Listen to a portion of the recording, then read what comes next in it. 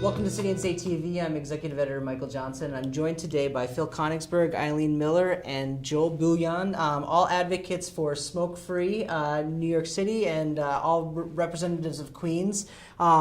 And I brought you guys in today because I wanted to talk about some of these efforts you guys have been doing on housing, which kind of is the new frontier when it comes to do a smoke-free New York City. Under Michael Bloom, there's a lot of other efforts, restaurants first, and then obviously beaches, things like that. Housing's kind of been the new frontier, and you guys have been going kind of building to building to try to convince condo owners and apartment owners to make their buildings smoke-free. So I want to talk first off a little bit about the history. How did this start? When did this really ramp up?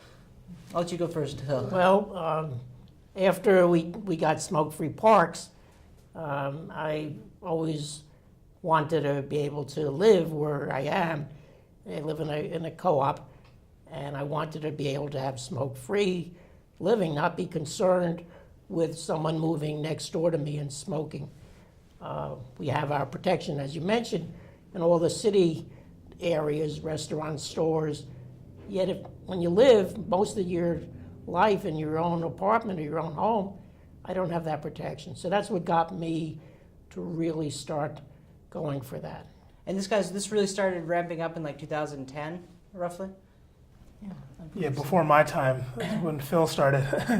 Yeah, we actually, it's been a very tough push to get that to the point. But now California, as they're ahead of us, a lot of cities already require multiple housing to be smoke-free. We've really pushing towards that now. Eileen and I are on community boards, adjacent community boards in Queens, and that's where we're our strongest push right now, because we're community leaders in our neighborhoods.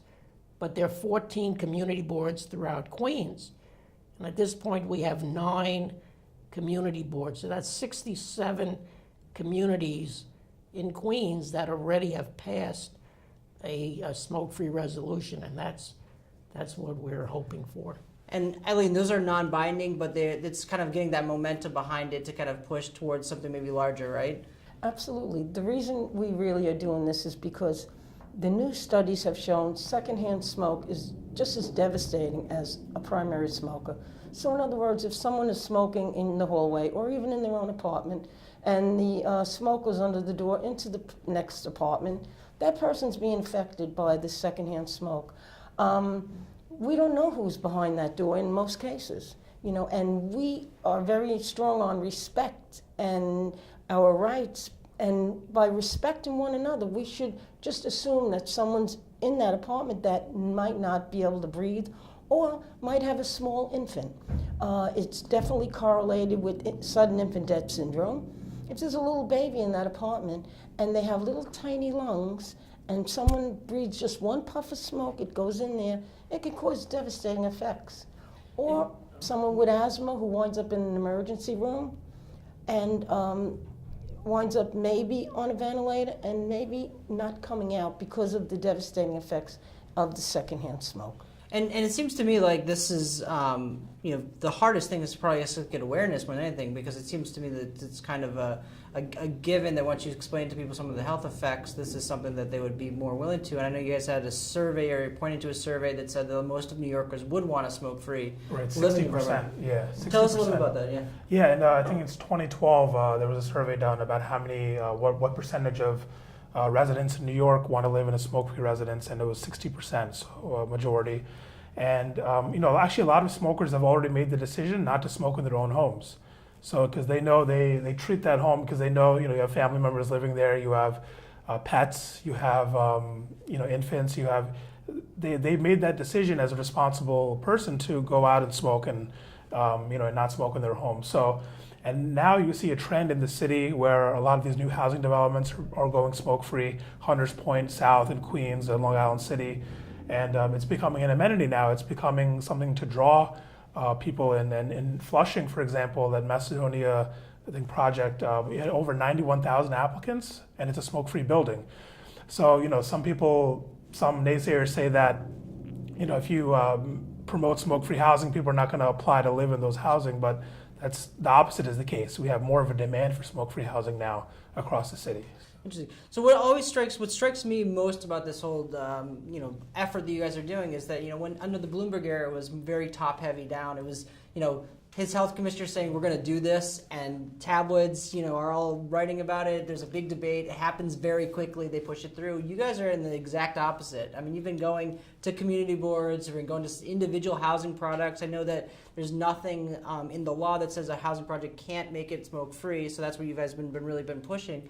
I think I get the sense that you want to get some kind of support from the mayor and some of the council and going downwards. How's that effort going right now? Well, my idea of getting, it's just a question of, not if, it's a question of when we'll get all the community boards. The community boards really, although we're advisory, agencies, Department of Health, elected officials, they're in touch with us all the time. They hear what's going on.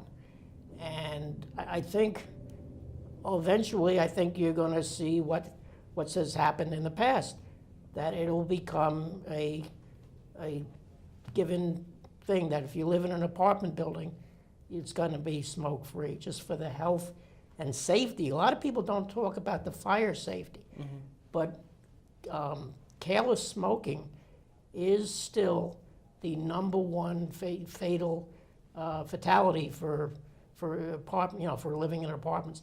It's also one of the top property damage causes is careless smoking, and that doesn't really affect someone in their thought until after the fact.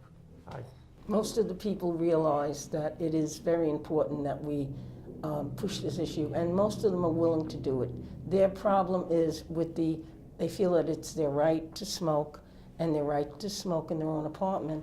But as for, we've asked, does anyone have any questions or ideas that this is a good thing, and there's not one person that can say it is, because everyone knows it's very devastating. And the thing is that we, like with the soda ban, okay, I'm not going to give you diabetes by my drinking as many sodas as I want, but my secondhand smoke could give you a problem, whether it's a heart attack or a COPD, emphysema, and that's affecting you even though I'm doing it to myself. So that's it's very important that and it basically comes back to respecting one another. And Mike, just to your point of your question about the mayor and the city in terms of that effort, the mayor actually in One NYC announced that smoking disclosure laws are going to be something that he wants to see in all new developments that have city funding, that have partial city funding. And actually just a few days ago he announced, I think, 4 $9,000 grants to explore smoke-free housing, to have nonprofit groups apply for those grants and to do more research on smoke-free housing. So, and also Councilmember Donovan Richards has been a proponent of smoke-free housing, that any development that gets city funding should go smoke-free. So we do see support from the mayor, from the city council, and from the Department of Health, from the New York City Department of Health. They have an excellent website promoting smoke-free housing, and Sean Robin is somebody who does that full-time for the city. So interesting. You kind of mentioned the public assistance, and any place where there's public assistance, you would have a smoke-free housing, and that naturally leads into the question of NYCHA. Have you guys approached NYCHA about making smoke-free housing? Have they been receptive to this at all? Yes. Yeah. They are starting to look into mandating smoke-free housing in the City Housing Authority. Yeah, I heard, although until I see it for sure, it's got to be a rumor, but it's a good rumor that by early 2017, HUD, which is part of NYCHA, all their buildings are going to be smoke-free. Right now, they have a strongly suggested that all public housing be smoke-free, but it's just a suggestion. If HUD makes all of their public housing authorities smoke-free by early 2017, I can't see how NYCHA can't be included in that. So. Interesting. What's the biggest legal hurdle, or what's the biggest hurdle, I guess? Is the hurdle more, convincing people who want to just still have the right and feel like this is intruding people's rights, or is there actual legal action that you're concerned that's going to be brought against this effort? I'll let any one of you guys take it. I could tell you the legal problem is if they don't go smoke-free, not if someone, anyone can sue, we know that, right? But I have a disability. If anything ever came up, I have actually a right to sue under the ADA because someone else's smoke is affecting me, and I would have a problem breathing if someone smoked next door to me. Legally, the landlord can do whatever they want. There are some leases, I guess it's rent stabilized, where if you're in a lease, that can't be changed until the lease runs out. But other than that, the landlord can do whatever they want. And people are concerned about legalities. It's really the other way around. The other thing that we run into is, especially if people own an apartment, I'm not going to be able to sell it to everyone because you're going to be limiting the pool, or I'm not going to be able to get the same resale. No. First of all, related companies, they're a housing management, 40,000 across the country, they've determined all their properties are smoke-free.